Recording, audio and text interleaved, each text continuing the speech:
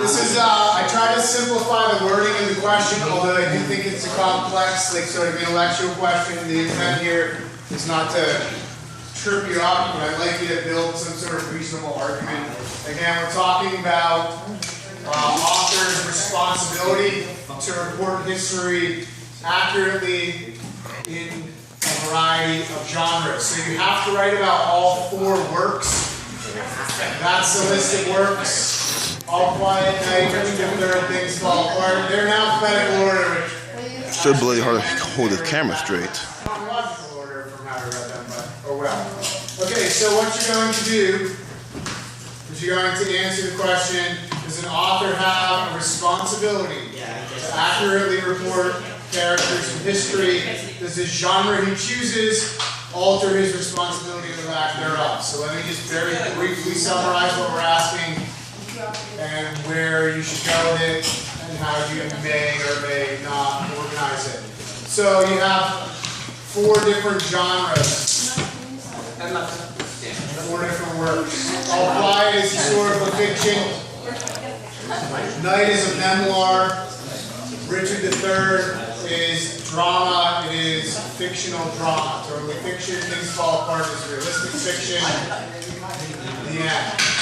So, you have 4 genres. You have 4 different authors. You have 4 different approaches to history. All Quiet, if you decide that the genre matters, or if you decide that the author has some responsibility to report history accurately, and maybe that when you talk about All Quiet, you say he needs to reference the war, the strategies, the tactics, the conditions, the stuff that happens in the trenches. He needs to basically handle that as it actually happened in the war, but the characters he can take some liberties with because they're fictional. You may say that. You may say it's fiction. He could make any crap up that he wants, and it's your fault if you as a reader think that that's how World War I happened. Okay, you could say that. You can go to the other extreme and say, hey, war is a serious matter, and he makes fictional stuff, and he makes it lighthearted at times. That's not okay. Whatever. So you have this range of agreeing with author's responsibility. You're saying he has no responsibility. You're saying, like, yes, sometimes he does and sometimes he doesn't. So you may take a night. You may take Night and say, Night is a memoir. So it is nonfiction, but it is nonfiction from one individual perspective. So it doesn't intend to give you a full picture of the events of the Holocaust. It intends to give you a full picture of one person's experiences through that time. So again, it may be that you say, fine, he has to report his story accurately. We expect that because of the genre. And it may be that you say it's unfair to publish works that don't give a context for the events that were happening around him. Because there is no context. It's just simply his story. Do we have to handwrite the paper repair?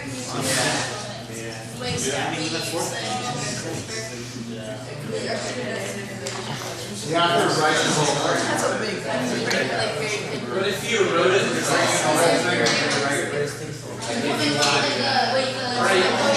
do this? I drew. You can bring in one sheet of pack of notes or How big do the pages like to be?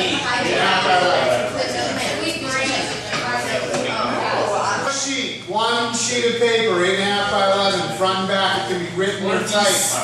It can be anything that you want to prepare for your final. It's the only thing you can use. So you can't bring a book the day of. And you can't write. Don't make like page number lists and then grab a book. Okay? You can write up to and including the entire paper on that sheet of paper, and then you can write it when you sit in the classroom. You have to. The technicality is the day of the final, you have to write the final. So I'm going to give you a prompt. It's going to look like really similar to that, except it's going to be on paper.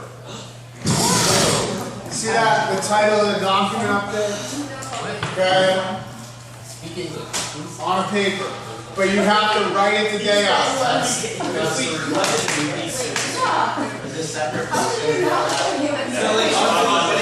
I better start my no notes. quotes. You don't have to use quotes. Oh, thank you for asking. Another thing, please do not summarize the stories for me.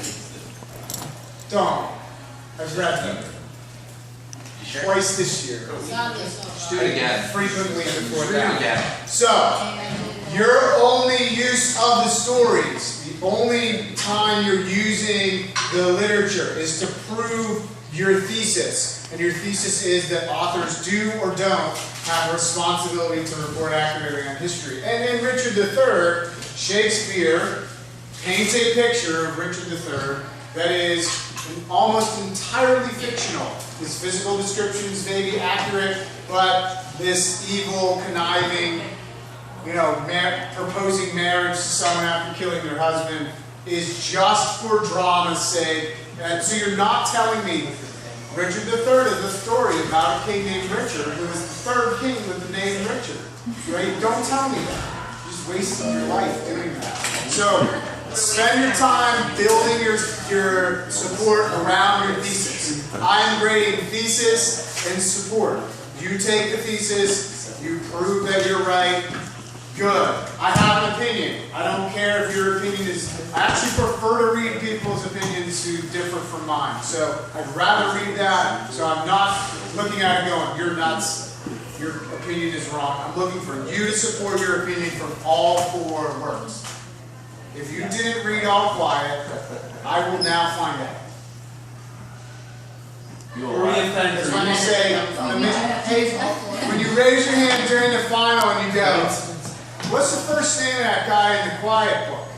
And I'll know that you didn't read it. And it's Paul. Right? And I'll go like this. Paul and Gene. Okay, question. Paul, right. Please don't. Paul and Penny. Question. So it's only non-fiction one is like, Yes, so you have, Night is non-fiction, it's a memoir, so it's, again, just that. Richard is a real person in a fictional story.